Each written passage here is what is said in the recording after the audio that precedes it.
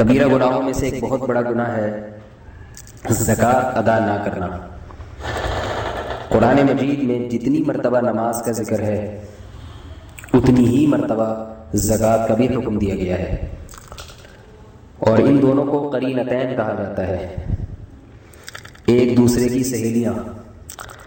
اس کی وجہ یہ کہ قرآن مجید میں زکوٰۃ اور نماز کو ساتھ ساتھ بیان کیا گیا ہے۔ ایک مرتبہ رسول اللہ صلی اللہ علیہ وسلم نے عبداللہ بن عمر رضی اللہ تعالیٰ عنہ کو اسلام کے 5 ارکان بتائے، اس میں کلمہ طیبہ کے بعد نماز اور پھر زکوٰۃ اور پھر رمضان کے روزے اور پھر حج۔ یہ حدیث عبداللہ بن عمر رضی اللہ تعالیٰ عنہ نے جب آگے سنائی تو آپ کے شاگرد نے پھر یہ الفاظ یوں سنائے کہ اس میں نماز، پھر روزہ، پھر زکوٰۃ، پھر حج، یعنی روزے کو زکوٰۃ پر مقدم کر دیا۔ عبداللہ بن عمر رضی اللہ تعالیٰ عنہ نے فوراً تنبیہ فرمائی اور فرمایا کہ رسول اللہ صلی اللہ علیہ وسلم کے جو الفاظ ہیں اسی طرح بیان کرو، کلمہ طیبہ، نماز، زکوٰۃ، روزہ اور حج۔ تو اس لیے میں نے رمضان کے روزے کا بیان پہلے کیا، زکوٰۃ کا بعد میں۔ اس میں حکمت یہ تھی کہ روزے سے جو لوگ چونکہ گزر رہے ہیں رمضان کے روزوں سے، اس لیے روزوں کا پہلے بیان کیا، ورنہ حقیقت میں زکوٰۃ کا حق، زکوٰۃ کا جو شرعی حکم ہے وہ روزے پر مقدم ہے۔ قرآن مجید میں زکوٰۃ ادا نہ کرنے پر بہت سخت وعیدیں ہیں۔ ارشاد ہے والذین یکنزون الذهب والفضة ولا ينفقونها في سبيل الله فبشرهم بعذاب أليم يوم يحمى عليها في نار جهنم فتكوى بها جباههم وجنوبهم وظهورهم هذا ما كنزتم لأنفسكم فذوقوا ما كنتم تكنزون۔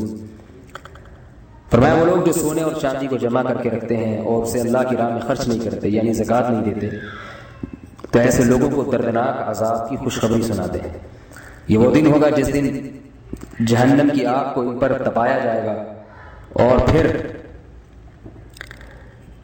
جس دن جہنم کی آگ میں ان چیزوں کو گرم کیا جائے گا اور پھر سونا چاندی اور اس دولت کو پگھلا کے ان کی پیشانیوں کو، ان کے چہروں کو اور ان کی پشت کو داغا جائے گا، اور ان سے کہا جائے گا کہ یہ ہیں وہ خزانے جو تم نے اپنے فائدے کے لیے جمع کر کے رکھے تھے، بس اپنے ہی ان خزانوں کا مزہ چکھو۔ اللہ تعالی ہم سب کی حفاظت فرمائے۔ اسی طرح قرآن مجید میں ایک اور مقام پر ہے وَلَا يَحْسَبَنَّ الَّذِينَ يَبْخَلُونَ بِمَا آتَاهُمُ اللَّهُ مِنْ فَضْلِهِ هُوَ خَيْرًا لَهُمْ بَلْ هُوَ شَرٌّ لَهُمْ سَيُطَوَّقُونَ مَا بَخِلُوا بِهِ يَوْمَ الْقِيَامَةِ وَلِلَّهِ مِيرَاثُ السَّمَاوَاتِ وَالْأَرْضِ وَاللَّهُ بِمَا تَعْمَلُونَ خَبِيرٌ۔ وہ لوگ جو اللہ کے دیے ہوئے مال میں بخل سے کام لیتے ہیں، دیا اللہ نے ہے مگر اللہ کے کہنے پر خرچ نہیں کر رہے، تو وہ یوں نہ سمجھے کہ یہ جمع کرنا ان کے لیے بہتر ہے، بلکہ یہ مال کا جمع کرنا ان کے لیے نقصان کا سبب ہے، کیونکہ جو کچھ بخل کریں گے قیامت کے دن یہ سارا مال گلے کا طوق بنا کے ان کی گردن میں ڈالا جائے گا۔ اور یاد رکھو اللہ ہی کے لیے ہے زمین اور آسمانوں کی میراث، اور اللہ تمہارے اعمال سے باخبر ہے۔ مطلب یہ کہ جتنا مال ہے اس کی حقیقی ملکیت اللہ کو حاصل ہے، تو جب اللہ کے کہنے پر زکوٰۃ نہیں دیتے تو اس کا مطلب ہے تم یہ سمجھتے ہو کہ یہ میں نے کمایا ہے اور میں اپنے ارادے سے اپنے پاس باقی رکھ سکتا ہوں۔ تو اللہ بتا رہے ہیں کہ سب کچھ اللہ کا ہے، وہ چاہے تم سے چھین بھی سکتا ہے اور چاہے تو تمہارے رزق میں اضافہ بھی کر سکتا ہے، لہذا اللہ کے دیے ہوئے مال میں سے خرچ کرو گے تو پھر اللہ کو راضی کر کے اللہ سے لیا جا سکتا ہے، اللہ کو ناراض کر کے اللہ سے نہیں لیا جا سکتا۔ اس طرح حدیث میں آتا ہے رسول اللہ صلی اللہ علیہ وسلم نے ارشاد فرمایا کہ ما من صاحب کنز لا یؤدی زکاتہ الا مثل له کنزه یوم القیامة شجاعا اقرع۔ جو شخص بھی خزانے جمع کر کے رکھے اور زکوٰۃ ادا نہ کرے تو اس کے مال کو قیامت کے دن ایک اژدہے کی شکل دی جائے گی، خطرناک شکل والا اژدہا جو اسے ڈسے گا۔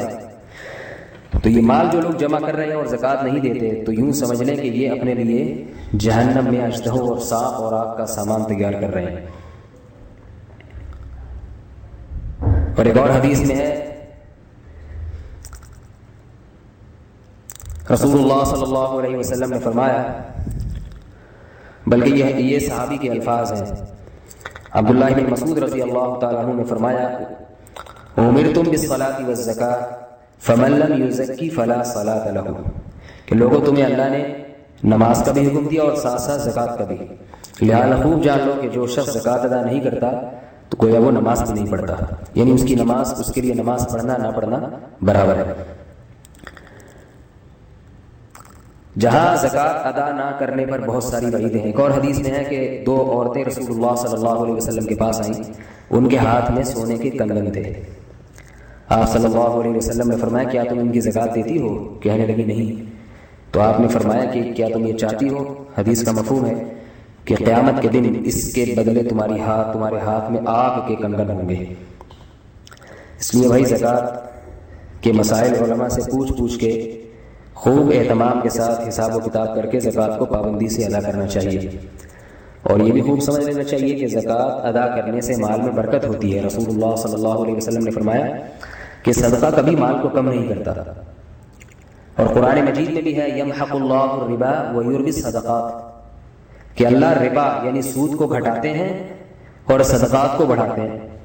عجیب بات یہ ہے کہ ربا اور یوربی یہ ایک ہی مادہ ہے ان کا، را با اور واو، عربی میں یہ بڑھنے کے لیے آتا ہے۔ ربا کہتے ہی بڑی ہوئی چیز کو ہے، لیکن اللہ فرما رہے ہیں کہ جو تم ربا لیتے ہو، لوگوں سے سود لیتے ہو، وہ ربا لفظ کے لحاظ سے لغت میں ڈکشنری میں تو بڑھوتری کو کہتے ہیں، اضافے کو کہتے ہیں، پروفٹ کو کہتے ہیں، انٹرسٹ کو کہتے ہیں، لیکن حقیقت میں کیا ہے کہ وہ گھٹتا ہے، اللہ اس کو مٹاتا ہے۔ وہ یوربی، اور اصل میں جو ربا پیدا کرتا ہے اللہ، وہ صدقات میں پیدا کرتا ہے۔ تو صدقہ اگر آپ دیں گے اللہ تعالیٰ کو تو اس سے مال میں برکت ہوتی ہے۔ برکت کا مطلب ضروری نہیں ہے کہ 100 روپے دیے تو اگلے دن آپ کے پاس 2.5 روپے اضافہ ہو جائے اس میں۔ برکت کا مطلب یہ ہے کہ ایک شخص کی 1 لاکھ روپے میں جو ضرورتیں پوری ہوتی ہیں، جو سود خور ہے، اللہ آپ کی وہ ضرورتیں 10,000 میں پوری کر دیں گے۔ ضرورتیں کتنی ہیں، کس کی کتنی ہوں گی، یہ سب باتیں تو اللہ جانتے ہیں۔ ضرورتوں کو بڑھانا بھی اللہ کے اختیار میں۔ آپ نے کروڑوں روپے کمائے، ایسی بیماری آپ کو لگ گئی کہ وہ سارے پیسے آپ کے ڈوب گئے، دوسری طرف آپ صرف 10-20 ہزار روپے کما رہے ہیں، لیکن اللہ نے آپ کو بڑی بیماریوں سے بچایا ہوا ہے، اور اللہ تعالیٰ آپ کے پیسے کو بچا رہے ہیں۔ اور یہ بھی ممکن ہے کوئی بیماری لگ گئی، پیسے خرچ ہونے سے اللہ نے بچا لیا، کوئی متبادل انتظام پیدا کر لیا۔ تو مال کو روکنا اور مال میں برکت دینا اور مال سے ضرورتوں کا پوری کر دینا، یہ صرف اور صرف اللہ کے ہاتھ میں ہے، انسان کے ہاتھ میں نہیں ہے۔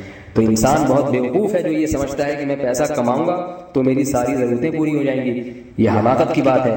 جتنی بھی دولت کما لے، بہت سی چیزیں ایسی ہیں جو پیسے سے پوری نہیں ہو سکتی ہیں، بہت سی ضرورتیں ایسی ہیں جن کا پیسوں میں اللہ نے حل ہی نہیں رکھا۔ تو یہ تمام چیزیں، تمام طاقتیں اللہ کے ہاتھ میں ہیں، لہذا عافیت اسی میں ہے کہ اللہ کو راضی رکھا جائے، پھر اللہ دولت دے کے خوش رکھے تو اس میں خوش رہا جائے، اور اللہ غریب بنا کے خوش رکھیں تو اس میں انسان خوش رہے۔ سارے خزانے، ساری طاقتیں اللہ کے ہاتھ میں ہیں۔ اللہ تعالیٰ ہم سب کو سمجھنے کی، عمل کرنے کی توفیق عطا فرمائے۔ اچھا، ایک بات خوب سن لیں، زکوٰۃ 4 چیزوں پر ہوتی ہے۔ ایک تو سونے پر، چاندی پر، کیش رقم جتنی بھی ہے قرضے سے مائنس کر کے، جو منہا کر کے جو رقم بچے گی، جو کیش رقم، اور چوتھی چیز ہے مال تجارت۔ تجارت کا مال کہتے ہیں ہر وہ چیز جو بزنس کے لیے خریدی ہو، اور بزنس کی ڈیفینیشن شریعت کی زبان میں بیچنے کے لیے جو چیز خریدی ہے۔ آپ نے پلاٹ خریدا اس نیت سے کہ اگر یہ مہنگا ہو جائے گا تو ہم بیچ دیں گے۔ آپ نے کوئی گاڑی خریدی اس لیے کہ آپ کا شو روم ہے، آپ گاڑیوں کی خرید و فروخت کا کام کرتے ہیں، یا پرانی گاڑیاں خریدتے ہیں اور بیچ دیتے ہیں اخبار میں ایڈ وغیرہ دے کے، تو کسی بھی طریقے سے کاروباری نیت سے کوئی چیز خریدیں گے، یعنی بیچنے کے لیے خریدیں گے، تو اس پر زکوٰۃ لازم ہے۔ کرائے کے گھروں پر زکوٰۃ نہیں ہے، کیونکہ وہ گھر بیچنے کے لیے نہیں خریدا۔ آپ کے پاس اضافی پلاٹ پڑے ہوئے ہیں لیکن بیچنے کے لیے نہیں خریدے تھے، ویسے ہی آپ نے خریدے تھے، کبھی موقع ہوا تو گھر بنا لیں گے، اور اگر نہیں ہوا تو بیچ دیں گے۔ چونکہ بیچنے کی پکی نیت نہیں ہے، اس لیے اس کی زکوٰۃ نہیں ہوگی۔ اسی طرح کوئی چیز خریدی تھی بیچنے کے لیے، مگر بعد میں ارادہ بدل گیا، تو اب دوبارہ بیچنے کی نیت ہو گئی تو بھی زکوٰۃ نہیں ہے، کیونکہ ارادہ ایک دفعہ بدل چکا ہے۔ اسی طرح ایک چیز خریدی تھی گھر بنانے کے لیے، بیچنے کے لیے نہیں، لیکن بعد میں ارادہ بیچنے کا بن گیا، تو اس پہ بھی زکوٰۃ نہیں ہے۔ تو پتہ یہ چلا کہ تجارتی مال اسے کہتے ہیں کہ بیچنے کے لیے خریدا ہو اور تاحال بیچنے کی نیت باقی ہو، درمیان میں اس نیت میں ایک دفعہ بھی تعطل پیدا نہ ہوا ہو۔ تو اب تعطل تھوڑا سا بڑا لفظ آ گیا، بہرحال سمجھ لیں کہ ڈکشنری میں دیکھ لیجیے گا اس کا مطلب کیا ہے۔ تو مستقل وہ نیت باقی ہو بیچنے کی۔ تو 4 چیزیں ہیں، دوبارہ بتا دیتا ہوں۔ سونے پر بہرحال زکوٰۃ ہے، خواہ استعمال میں ہو یا استعمال میں نہ ہو، اور چاندی پر بہرحال زکوٰۃ ہے، اور تیسری چیز ہے مال تجارت، اور چوتھی چیز ہے کیش رقم۔ اچھا، یہ کتنی ہونی چاہیے؟ یہ سوال لوگ بہت زیادہ پوچھتے ہیں۔ یہ 4 چیزیں، یا تینوں یا دونوں یا ان میں سے کوئی ایک،